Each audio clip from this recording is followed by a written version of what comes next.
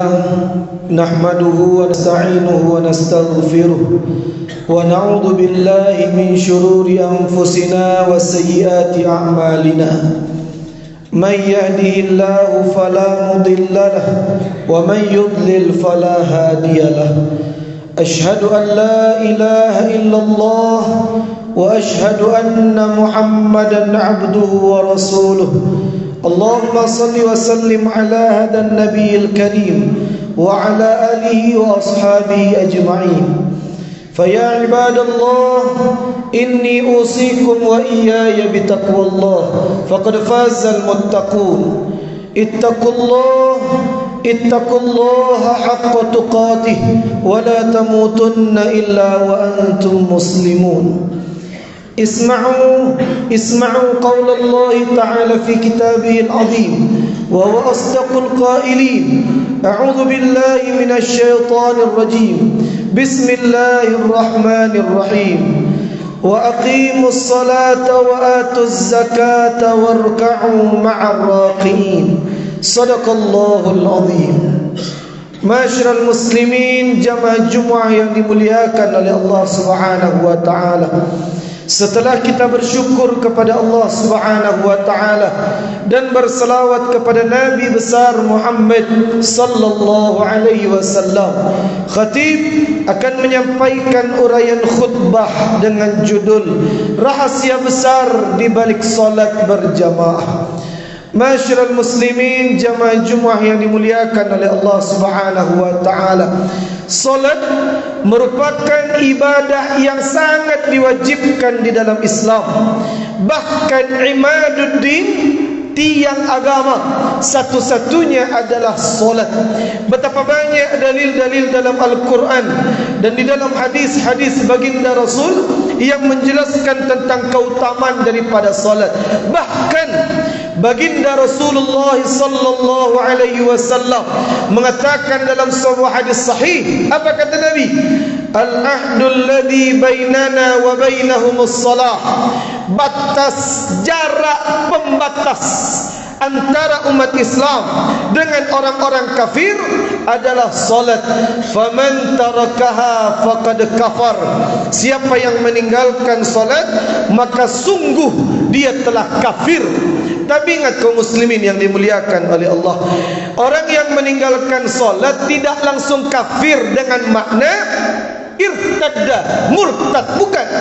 Tergantung situasi dan kondisi. Jika seandainya orang yang tidak salat tersebut disampaikan kepadanya, "Pak, salat Pak." Kemudian beliau mengatakan, "Mangga kita salat. Salat kan tidak wajib." Kalau dia mengingkari kewajiban daripada salat, irtadda, murtad dari Islam. Tapi kalau seandainya dia tidak salat dengan alasan malas dan lain sebagainya, tidak sampai ke tahap mengingkari wajibnya salat, maka dia irtakabal kabair, melakukan dosa besar tapi belum keluar dari Islam. Masyarul muslimin, jamaah Jumat yang dimuliakan Allah Subhanahu wa taala. Itulah pentingnya salat, bahkan penegasan langsung dari Allah dan Rasulnya.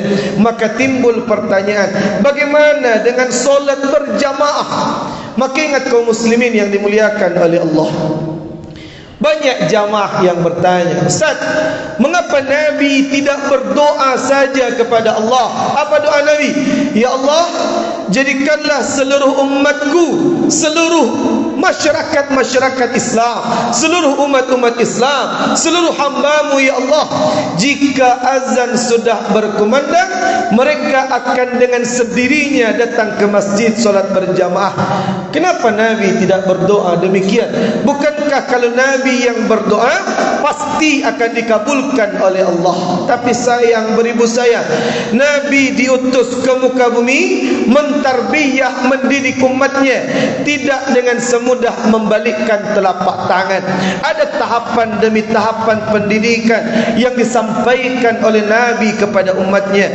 Apa tahapan tersebut? Yang pertama disampaikan targhib, motivasi. Apa kata Nabi? Salatul jamaah solat berjamaah tafdulu salatal fazzi, lebih utama dibandingkan solat sendirian di rumah. Derajatnya 27 derajat lebih mulia di sisi Allah Subhanahu wa taala. Disampaikan targhib, motivasi demi motivasi. Kemudian jika terdapat sahabat-sahabat setelah diberikan motivasi tetap tidak datang ke masjid, seandainya tidak datang ke masjid, naik tahapan pendidikan yang kedua dari Nabi.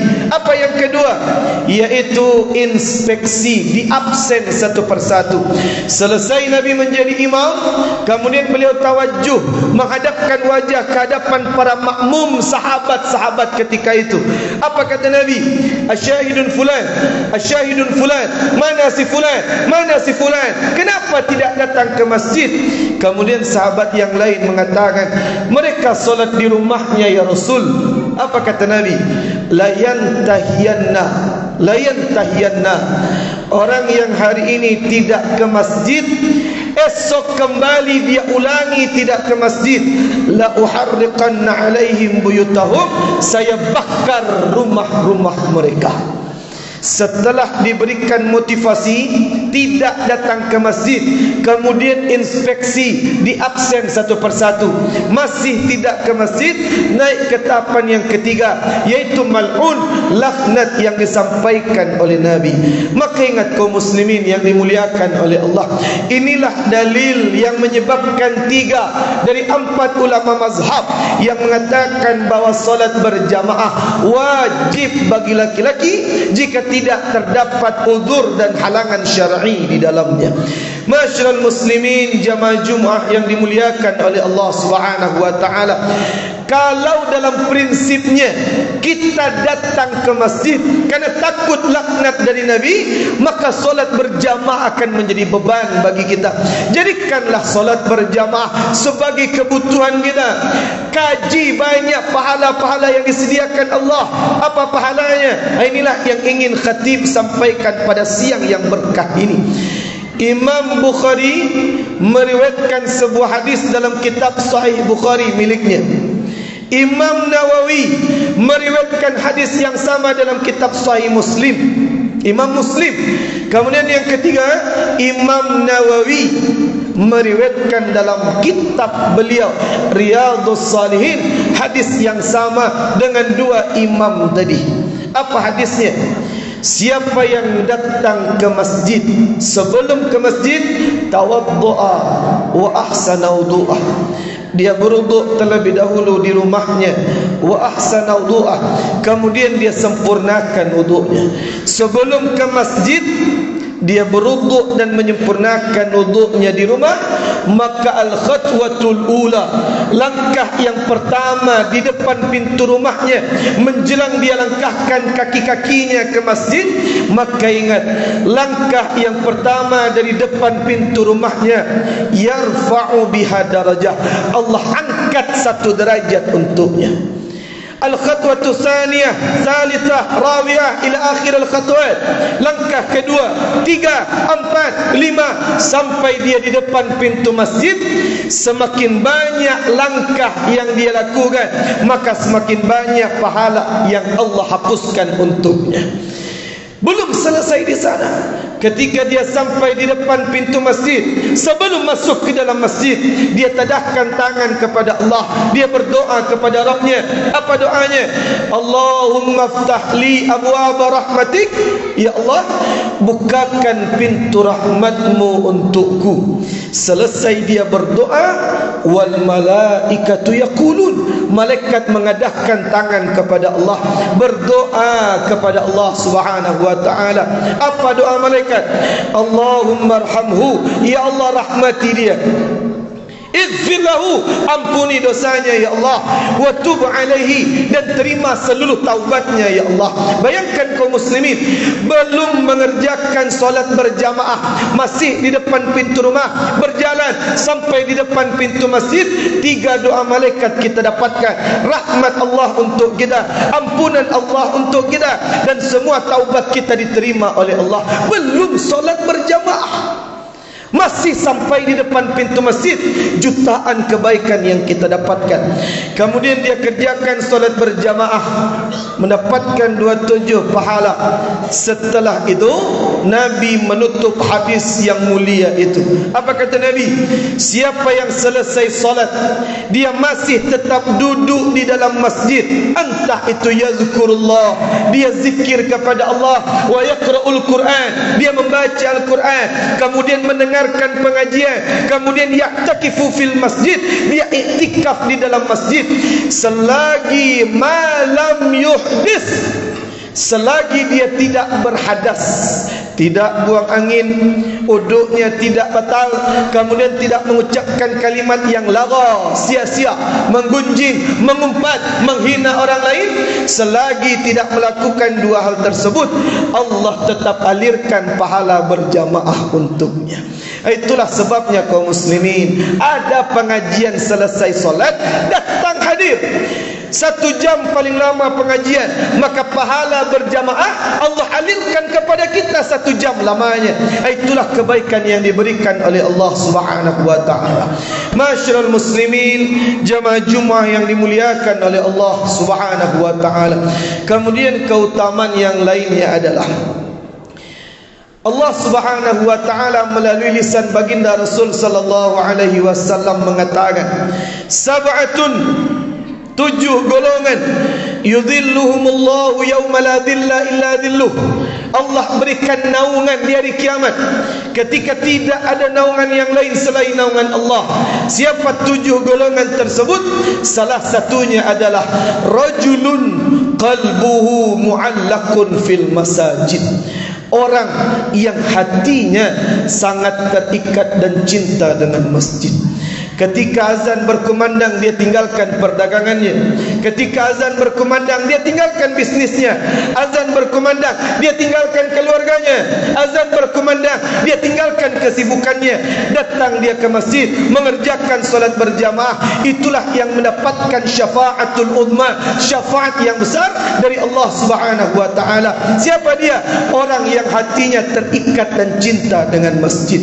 Itulah sebabnya kaum muslimin yang dimuliakan oleh Allah, sebelum khatib menutup khutbah pada siang yang berkah ini, ingin kami sampaikan sebuah analogi sederhana betapa pentingnya solat berjamaah. Kalau misalkan kita membeli sebuah baju, katakanlah di pasar Aur Kuning, 1 helai baju, maka 1 helai baju tersebut akan kita periksa setiap sudut dan sisi secara detail dari baju tersebut.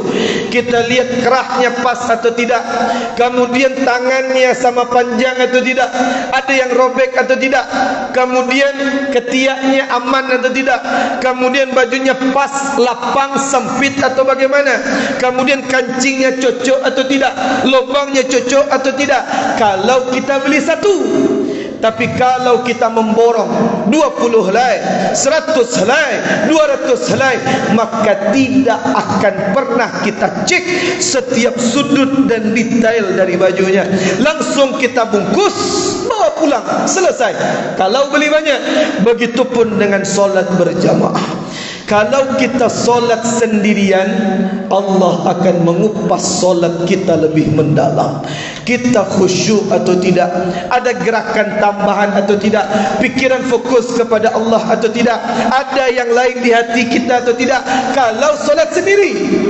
Tapi ketika kita solat berjamaah, banyak, ramai, maka ingat, semua kekurangan kita tidak dihitung oleh Allah Subhanahu wa taala, langsung ditanggung oleh imam. Al-imamu dhaman, kata Nabi, al-imamu junnah, imam itu benteng, tameng yang melindungi kekurangan solat kita.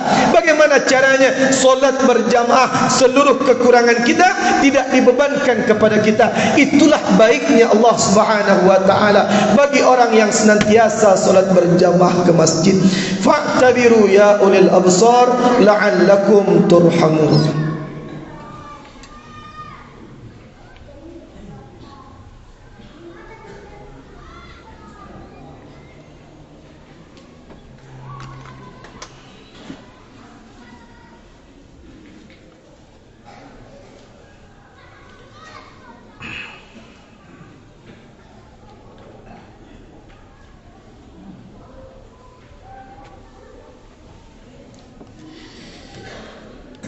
الحمد لله حمدا كثيرا طيبا مباركا فيه.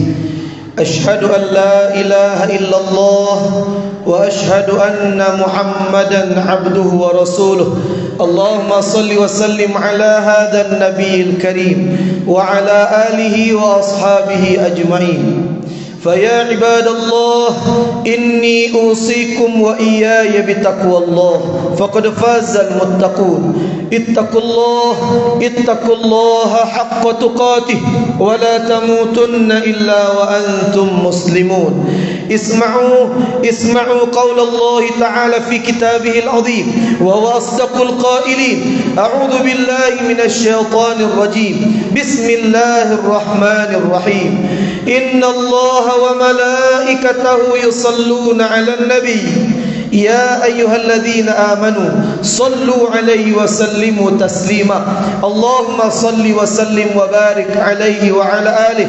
اللهم صل على محمد وعلى آل محمد كما صليت على إبراهيم وعلى آل إبراهيم وبارك على محمد وعلى آل محمد كما باركت على إبراهيم وعلى آل إبراهيم في العالمين إنك حميد مجيد. اللهم اغفر للمسلمين والمسلمات والمؤمنين والمؤمنات الأحياء منهم والأموات برحمتك يا أرحم الراحمين. اللهم انصر الإسلام والمسلمين ودمر أعداءك أعداء الدين. اللهم ارفع عنا البلاء والوباء والغلاء والفحشاء والفتن والوهن ما ظهر منها وما بطن. اللهم إنا نستغفرك ونتوب إليك. اللهم اجعل جمعنا هذا جمعا مرحوما وتفرقنا من بعده تفرقا معصوما. اللهم يا رب بنصرك وفرجك اجعل القدس عاصمة فلسطين. ربنا آتنا في الدنيا حسنة وفي الآخرة حسنة وقنا عذاب النار. عباد الله إن الله يأمر بالعدل والإحسان وإيتاء ذي القربى وينهى عن الفحشاء والمنكر والبغي يعظكم لعلكم تذكرون. ولذكر الله أكبر والله يعلم ما تصنعون وأستغفر الله.